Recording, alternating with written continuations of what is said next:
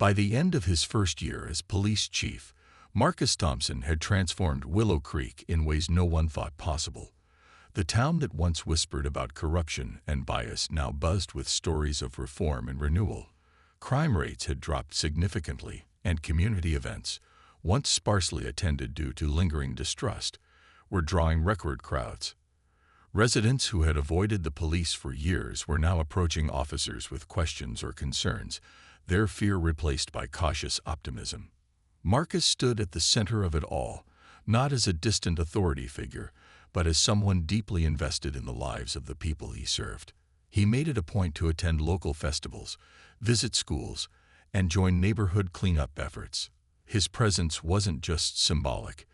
It was a reminder that leadership meant showing up, not just when things went wrong, but when they went right too. One chilly December evening, the town gathered in the park for its annual winter festival.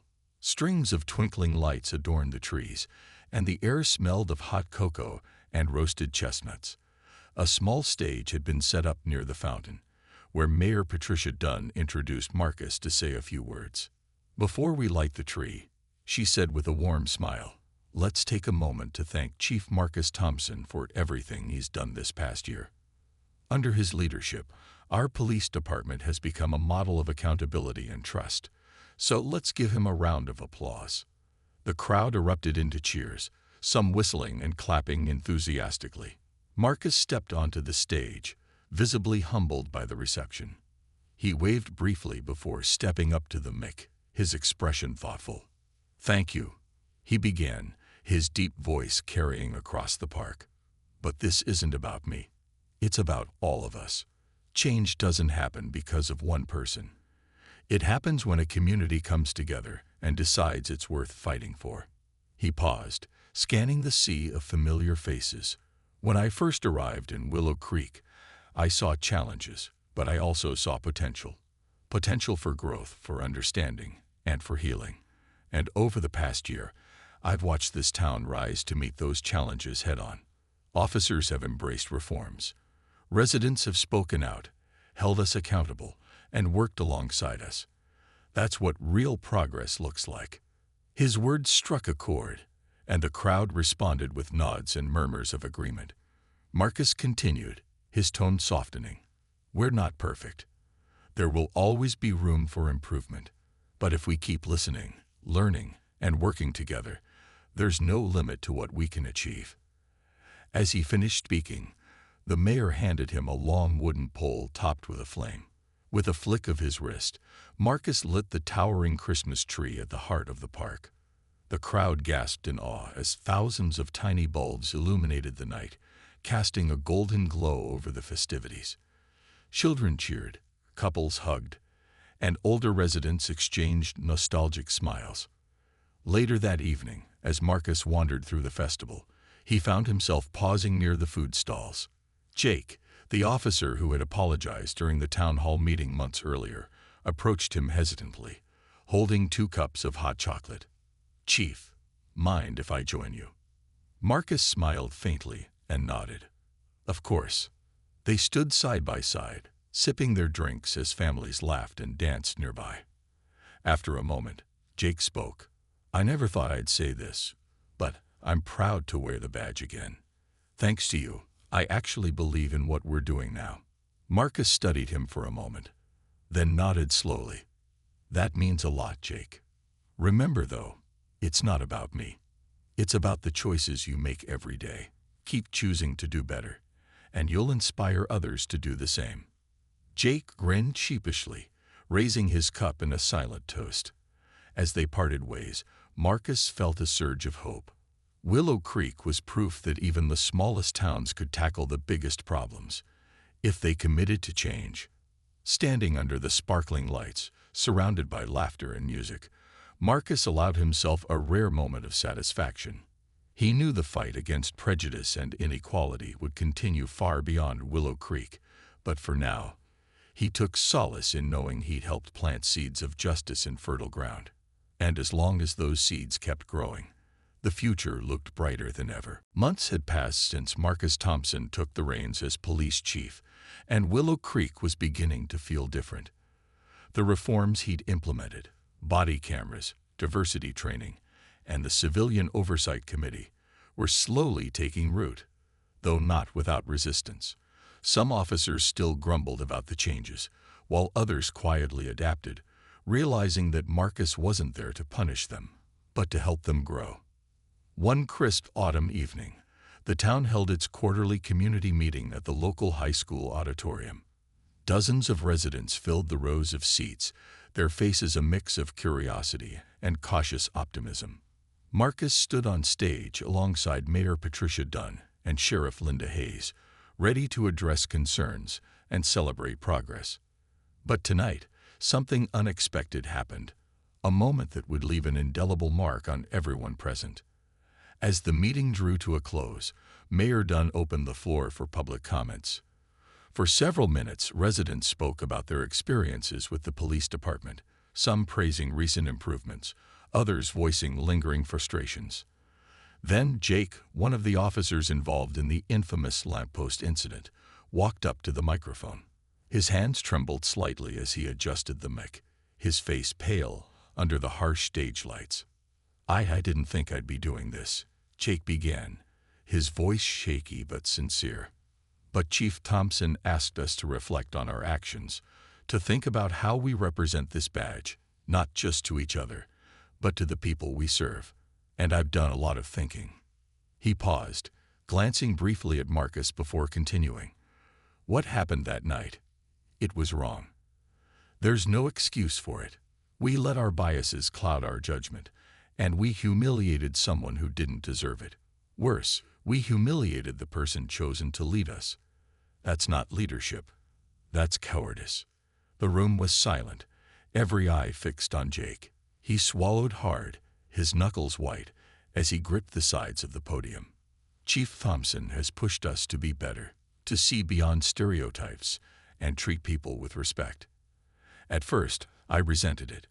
I thought he was singling us out. But now, looking back, I realize he wasn't punishing us. He was teaching us. And for that, I'm sorry, for what I did, and for any harm I've caused this community." A murmur rippled through the crowd, followed by scattered applause. One woman stood up, her voice breaking as she addressed Jake. "Thank you for saying that. It takes courage to admit when you're wrong. I hope this is the start of real change." Jake nodded, visibly emotional, before stepping away from the microphone. As he returned to his seat near the back of the room, Marcus gave him a small, approving nod. It wasn't forgiveness. Marcus believed redemption required consistent effort, but it was a step in the right direction. Not everyone shared the sentiment, though. Jake's partner, the taller officer involved in the incident, refused to attend the meeting altogether. Weeks later, he submitted his resignation, unable or unwilling to face the scrutiny that came with staying on the force. While some viewed his departure as a loss, others saw it as proof that accountability had teeth. In the days following the meeting, Marcus received messages of support from residents, and even a few officers who admitted they'd been skeptical at first, but were now starting to see the value in the changes. Crime rates in Willow Creek began to drop, and reports of misconduct dwindled significantly. Trust between the community and the police department grew, albeit slowly. Still, Marcus knew the work was far from over. Change was a marathon, not a sprint, and while Jake's apology marked a turning point, it didn't erase years of mistrust overnight. But as Marcus drove home one evening, watching the sun dip below the horizon, he felt a quiet sense of pride. Willow Creek wasn't perfect, but it was moving in the right direction. And sometimes, that was enough. The weeks that followed were a whirlwind of activity in Willow Creek. Marcus wasted no time implementing the changes he'd announced during the emergency meeting. The first step was mandatory diversity training, which began just 3 days after the incident. Officers filed into the community center, some begrudgingly dragging their feet, while others arrived with notebooks in hand, ready to learn. Marcus stood at the front of the room, his presence commanding yet approachable. "Let's get one thing straight," he began, pacing slowly as he addressed the group. "This isn't about shaming anyone or pointing fingers. It's about understanding each other. our differences, our biases, and how those things shape the way we interact with the community. If we want to earn trust, we have to start by being honest with ourselves. The sessions weren't easy. Conversations often grew heated as officers grappled with uncomfortable truths about systemic issues within law enforcement. Some pushed back, arguing that they treated everyone equally and didn't see why they needed special training. But Marcus remained patient, encouraging open dialogue and sharing stories from his own career to illustrate the importance of empathy and accountability. Meanwhile, the introduction of body cameras sparked its own share of controversy. A few veteran officers complained loudly, claiming the cameras would make them feel like they were constantly under surveillance. "It's not about mistrusting you," Marcus explained during a department-wide briefing. "It's about transparency, for us and for the public. When people know they're being recorded, it changes the dynamic. It keeps everyone accountable, including civilians." To ease the transition, Marcus personally demonstrated how the cameras worked, showing officers how to activate them and review footage. He also emphasized that the cameras weren't tools for punishment, but safeguards to protect both officers and citizens. Slowly, resistance began to wane as officers realized the devices could actually help them resolve disputes and document incidents more effectively. Perhaps the most significant change came with the establishment of the Civilian Oversight Committee, composed of local residents, teachers, business owners, parents, and even former police critics. The committee met monthly to review complaints against officers and provide recommendations for improvement. At first, many officers viewed the committee with suspicion, convinced it was designed to undermine their authority. But Marcus insisted on fostering collaboration rather than conflict. "We're all on the same team here," he told the department during a morning briefing. "The goal isn't to punish good cops. It's to weed out bad behavior and ensure justice is served fairly. Trust me, when the community sees that we're willing to listen and adapt, they'll start to see us differently too." As the reforms took hold, subtle shifts began to emerge. Residents who had once avoided interactions with the police started attending town hall meetings, voicing concerns and suggestions instead of accusations. One elderly woman approached Marcus after a meeting, her voice trembling but sincere. "I never thought I'd say this, Chief, but thank you. It feels like someone is finally listening." Not everyone was won over immediately. Skepticism lingered among both citizens and officers, particularly those who doubted whether real change was possible. Complaints still trickled in, and tensions occasionally flared. But Marcus remained steadfast, reminding himself, and others, that progress wasn't measured in days or weeks, but in years of consistent effort. One evening, as Marcus sat alone in his office reviewing reports, Sheriff Linda Hayes stopped by. She leaned against the doorway, arms crossed, a small smile playing on her lips. "You've done more in a month than most chiefs do in a year," she said. "How are you holding up?" Marcus chuckled softly, leaning back in his chair. "Honestly, it's exhausting. But every time I hear someone say they feel safer, or even just heard, they matter, it makes it worth it." Linda nodded, her expression thoughtful. "Change is hard, Marcus.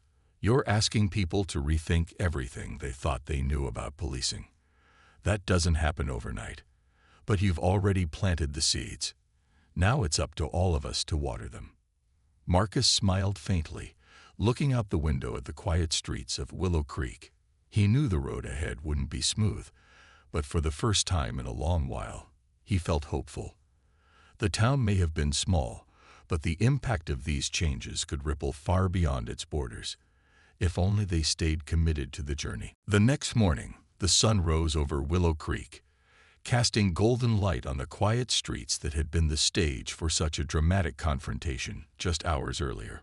Word of what happened spread quickly through the small town, fueled by whispers among residents and a few anonymous tips to local media outlets. By the time Marcus arrived at the police station alongside Sheriff Linda Hayes, the tension inside the building was palpable. Mayor Patricia Dunn had already called an emergency meeting in the conference room. The long wooden table was surrounded by grim-faced officers, some shifting uncomfortably in their chairs while others tried, and failed, to appear nonchalant. Marcus stood at the head of the table, his posture relaxed but commanding. Beside him, Linda leaned against the wall, arms crossed, her expression unreadable. The two officers involved, Jake and his partner, sat near the back, their faces pale and eyes fixed firmly on the floor. "Thank you all for coming," Mayor Dunn began, her voice steady, but tinged with frustration. "Last night, something deeply troubling occurred involving members of this department. As your mayor, I want to make it clear that behavior like this will not be tolerated. Not now, not ever." Her words hung in the air as she turned to Marcus. "Chief Thompson, would you like to address the team?" Marcus stepped forward, his gaze sweeping across the room. He could feel the weight of everyone's stares, some curious, others defiant. This was his first official appearance as their leader, and he knew it was crucial to set the tone right away. "I'm not here to lecture you about morality or ethics," he began, his voice calm but firm. "What happened last night wasn't just a personal attack on me. It exposed flaws within this department, and we can either ignore those flaws, or we can work together to fix them." A murmur rippled through the room, and Marcus paused, letting his words sink in. "Let me be clear, accountability starts today. No exceptions, but this isn't about punishment for its own sake. It's about creating a culture where professionalism, respect, and integrity are non-negotiable." Not everyone looked convinced. One older officer near the middle of the table spoke up, his tone gruff. "With all due respect, Chief, maybe things got out of hand last night, but these guys were off duty. They weren't even on the clock. Does that really justify dragging the whole department into this?" His question sparked murmurs of agreement from a few others, but Marcus didn't flinch. "Being a police officer isn't something you turn off when you clock out," he replied evenly. "When people see your badge, they don't care if you're on duty or not. You represent this department 24/7. That means your actions reflect on all of us." The room fell silent again, the weight of his response settling over them. Jake shifted uncomfortably, glancing at his partner before speaking hesitantly. "Chief, we messed up. We know that. But tying someone to a pole, that was never supposed to happen. It was just a dumb prank gone wrong." "A prank?" Marcus repeated, raising an eyebrow. His tone remained measured, but there was no mistaking the sharpness beneath it. "Do you realize how dangerous that prank was? What if I hadn't been who I am? What if someone else had walked by and decided to escalate things further? Pranks like that don't just harm individuals, they erode trust between the community and law enforcement." He let the silence stretch for a moment before continuing. "Here's what's going to change starting today. First, every officer will undergo mandatory diversity training. Second, body cameras will become standard equipment for every patrol. Third, we're establishing a civilian oversight committee to review complaints against officers. These aren't punishments. They're steps toward rebuilding trust." Some officers nodded reluctantly, while others exchanged skeptical looks. Resistance was inevitable, Marcus knew, but he also saw glimpses of hope. A few younger officers seemed genuinely interested in the changes, nodding thoughtfully as he outlined his plans. As the meeting drew to a close, Mayor Dunn thanked Marcus for his leadership and dismissed the group. Jake and his partner lingered behind, looking hesitant but determined. Finally, Jake approached Marcus, his voice low and sincere. "Chief, I know we screwed up big time. I don't expect forgiveness, but I promise you, we'll do better." Marcus studied him for a moment before nodding slowly. "Good. Start by showing me that promise in action. That's how real change happens." As the officers filed out of the room, Marcus allowed himself a small sigh. The fight ahead wouldn't be easy, but he'd seen enough flickers of potential to believe that transformation was possible. Willow Creek deserved better, and so did its police force. The moment Sheriff Linda Hayes stepped out of her patrol car, the atmosphere shifted dramatically. Her presence alone commanded respect, or at least fear, from the two men who had been so bold just moments ago. The red and blue lights reflected off their faces, highlighting the panic that was now setting in. Jake and his partner exchanged a quick glance, their earlier confidence crumbling under the weight of the sheriff's stern glare. "What is going on here?" Linda repeated, her voice sharp enough to cut through steel. She didn't raise it, but there was no mistaking the authority behind her words. She moved closer, her boots clicking against the pavement as she assessed the scene. Marcus tied to the lamppost, the empty beer bottles clutched in the hands of two clearly intoxicated officers, and the unmistakable air of misconduct hanging heavy in the night. Jake stammered first, trying, and failing, to sound casual. Sheriff, this isn't what it looks like." Linda raised an eyebrow, crossing her arms over her chest. "Oh, really? Because it looks like you two are drunk, harassing a civilian, and using police equipment for something that has absolutely nothing to do with law enforcement." Her tone left no room for argument. The taller man tried to interject, his voice trembling slightly. "We were just messing around, Sheriff. You know, teaching him a lesson about respecting authority." "A lesson?" Linda interrupted, her voice rising ever so slightly. "You call tying someone to a pole a lesson? Do you even realize how illegal this is? How unprofessional? How completely unacceptable?" Marcus remained silent throughout the exchange, watching carefully as the dynamics shifted. He could see the wheels turning in the two men's heads as they scrambled to justify themselves, but their excuses only dug them deeper into trouble. They weren't used to being held accountable, especially not by someone higher up the chain of command. And judging by the way they kept glancing nervously at him, they still hadn't fully grasped who he was. Finally, Linda turned her attention to Marcus. Her expression softened slightly as she took in his restrained position. "Are you okay, sir?" she asked, her voice tinged with concern.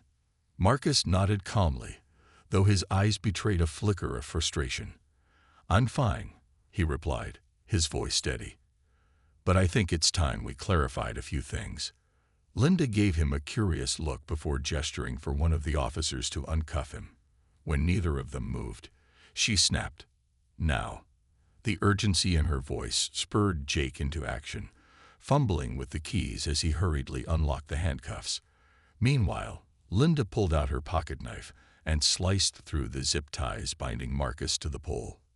Once free, Marcus straightened himself, rubbing his sore wrists. For a moment, he simply stood there, meeting the wide-eyed stares of the two men.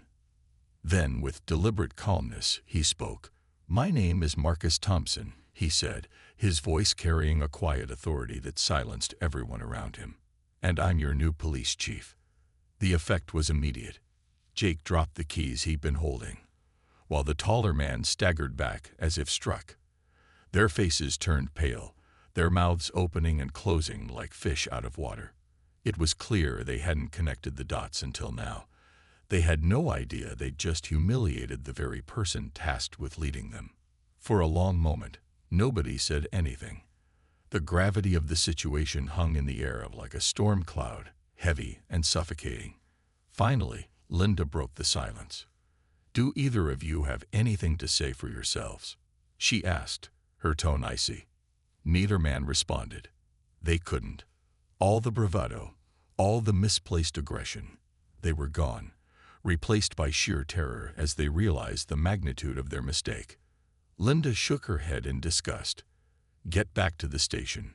Now. We'll deal with this tomorrow morning." She turned to Marcus, her expression softening further.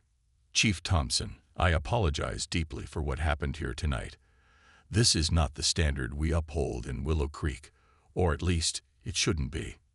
Marcus nodded, his jaw tight. "Thank you, Sheriff Hayes," he said quietly. "But this isn't just about me.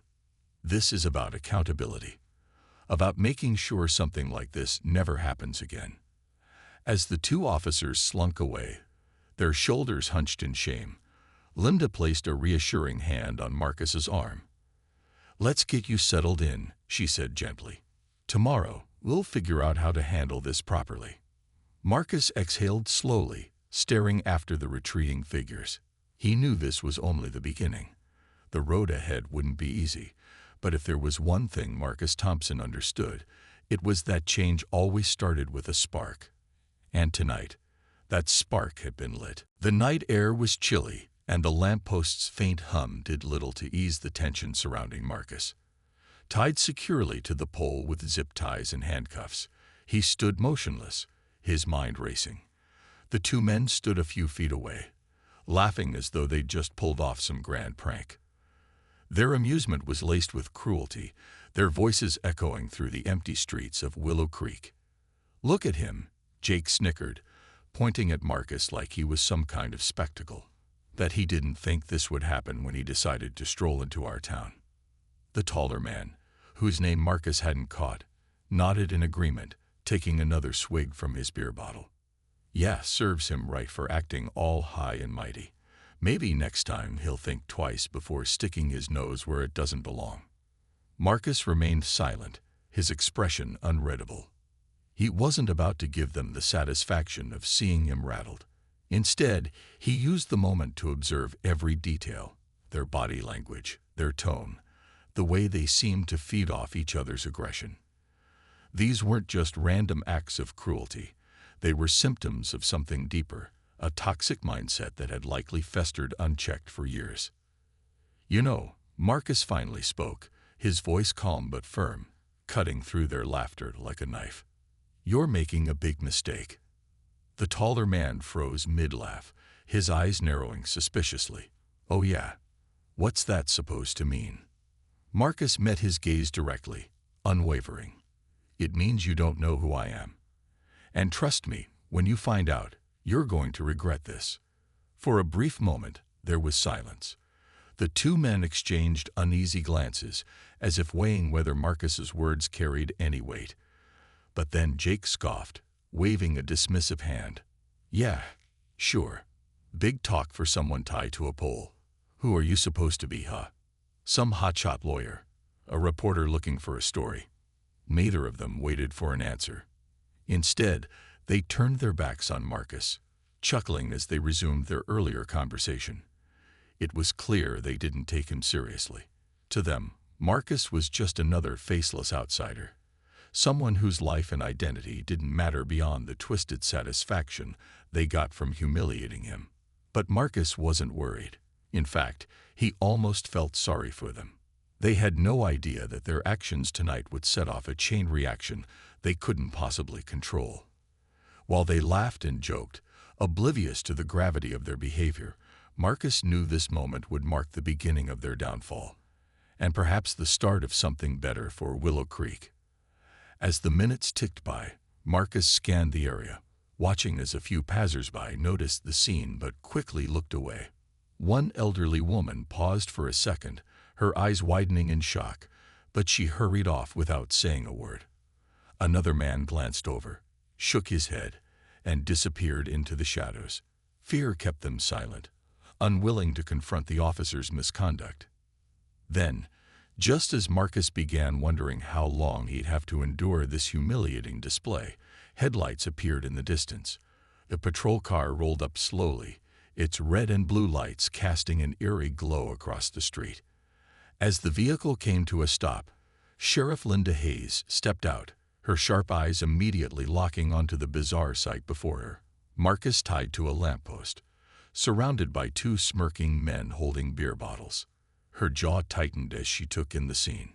She recognized Marcus instantly, not because of his appearance, but because she'd seen his photo during the hiring process. This wasn't just any stranger. This was the new police chief. Her voice cut through the night like ice. "What is going on here?" she demanded, her tone leaving no room for excuses. The two men froze, their laughter dying abruptly. For the first time since the ordeal began, Marcus saw genuine fear flicker across their faces. Whatever bravado they'd shown earlier evaporated under the weight of authority staring them down. And as Marcus watched the sheriff approach, he knew the tide was about to turn, in more ways than one. The air grew heavier as Marcus stood his ground, his calm demeanor masking the tension building inside him. The two men took slow, deliberate steps toward him, their body language screaming aggression. One of them, tall and broad-shouldered with a scruffy beard, pointed a finger at Marcus, his voice dripping with mockery. "You hear that, Jake? He says he's just walking. What do you think, buddy? You lost or something?" Jake, the shorter but stockier of the two, smirked, crossing his arms over his chest. "Nah, I don't think he's lost. Look at him. Probably thinks he can just stroll into our town like he owns the place." Marcus kept his tone even, refusing to let their hostility rattle him. "I'm not looking for trouble," he said firmly. "Just passing through. No reason to make a big deal out of this." But the men weren't interested in de-escalation. If anything, Marcus's calm response seemed to infuriate them further. The taller man leaned in closer, his breath reeking of alcohol. "Passing through, huh? You sure about that? Because we've seen your kind before, always sniffing around where you don't belong." Marcus raised an eyebrow, his patience wearing thin. "My kind," he repeated, his voice steady but laced with skepticism. "What exactly is my kind?" The question only fueled their anger. Jake stepped forward, jabbing a finger into Marcus's chest. "Don't play dumb with us. You know exactly what we're talking about. Guys like you come here thinking you can take whatever you want. Well, not in Willow Creek. Not on our watch." Marcus took a small step back, putting some distance between himself and the increasingly volatile pair. He'd faced plenty of confrontations in his career, but this felt different. These weren't criminals or gang members. These were police officers, men who were supposed to uphold the law, not break it. Their behavior was reckless, cruel even, and Marcus couldn't help but wonder if this was how they treated everyone who didn't fit their narrow definition of belonging. "Listen," Marcus said, trying one last time to defuse the situation. "I'm not here to cause any problems. Let's just leave it at that." But his words fell on deaf ears. The taller man laughed bitterly, shaking his head. "Oh, we'll leave it at that, all right. But first, you're gonna learn a little lesson about respect." Before Marcus could react, the two men moved quickly, their coordination suggesting they'd done this before. One of them grabbed Marcus's arm, twisting it behind his back, while the other pulled a pair of handcuffs from his belt. Marcus instinctively tensed, his training kicking in, but he forced himself to stay still. Fighting back now would only escalate things, and he needed to assess the situation carefully. Within seconds, his hands were cuffed tightly behind him.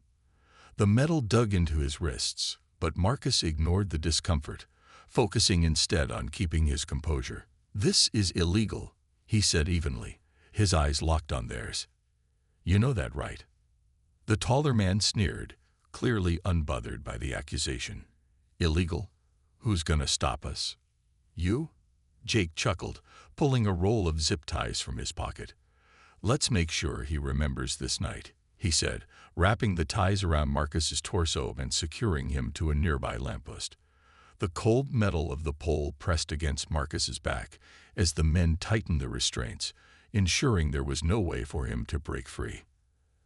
As they stepped back to admire their handiwork, Marcus felt a surge of frustration and something else. Determination. This wasn't just about him anymore. It was about the culture of unchecked power and prejudice that allowed such behavior to exist. And as much as the situation infuriated him, Marcus knew this moment could become an opportunity. Chance to expose the rot within the system and begin the process of healing. For now, though, all he could do was wait. The sun had long dipped below the horizon, casting Willow Creek in a blanket of darkness. The small town was quiet, its streets lined with flickering lampposts and the occasional rumble of a passing car. It was the kind of place where everyone knew each other, or so they thought. But tonight, a stranger was about to arrive, someone who would shake the foundations of their tight-knit community. Marcus Thompson stepped out of his sleek black sedan, stretching his legs after the long drive from Chicago. He glanced around, taking in the quaint charm of the town. The diner on the corner caught his eye, its neon sign buzzing softly in the night. Marcus had heard a lot about Willow Creek before accepting the job as the new police chief. On paper, it seemed like the perfect place to start fresh. A quiet town where he could focus on rebuilding trust between the community and law enforcement. But Marcus wasn't naive. He knew that even small towns could harbor big problems, and he wanted to see for himself how things really worked here. He decided to take a walk, leaving his suitcase in the trunk of his car. Dressed in a simple hoodie and jeans, Marcus blended into the night like any other traveler passing through. No one would guess that beneath his calm exterior lay years of experience, dedication, and a reputation for being one of the most respected officers in Chicago. For now, he was just another face in the crowd, observing silently. As he strolled down the empty sidewalk, Marcus's mind wandered. He thought about the challenges ahead. Willow Creek might look peaceful, but every town had its secrets. His goal was to uncover those secrets, not by throwing his weight around but by earning the trust of the people. That's why he'd chosen to keep his identity hidden for now. He wanted to see the town as it truly was, without the bias that came with knowing he was the new chief. But fate had other plans. As Marcus approached the diner, he noticed two figures leaning against a nearby wall. They were laughing loudly, their voices carrying across the stillness of the night. One of them held a beer bottle, the glass glinting under the dim light of the lamppost. Both wore casual clothes, but Marcus spotted the faint outline of badges clipped to their belts. Off-duty cops, he realized. At first, Marcus didn't think much of it. He simply planned to walk past them and continue his exploration of the town. But something about the way they looked at him made him pause. Their eyes narrowed as they took in his appearance. The dark skin, the athletic build, the unfamiliar face. To them, Marcus wasn't just a passerby. He was an outsider. And in a town like Willow Creek, outsiders often drew suspicion. "Hey, you," one of the men called out, his tone sharp and accusatory. Marcus turned, meeting their gaze with a neutral expression. "What are you doing around here?" the man demanded, stepping closer. His companion followed, both of them radiating hostility. Marcus kept his voice calm and steady. "Just walking," he replied. "Is there a problem?" The two men exchanged a glance, then burst into laughter. "Walking? At this hour? In this neighborhood?" One of them sneered. "You lost, buddy." Marcus felt a flicker of unease, but pushed it aside. He dealt with far worse situations in Chicago. This was nothing compared to the chaos of city streets or the tension of high-stakes investigations. Still, there was something unsettling about the way these men were sizing him up, as if they'd already decided he didn't belong. And little did Marcus know, this encounter was about to spiral into something far more dangerous than he could have imagined.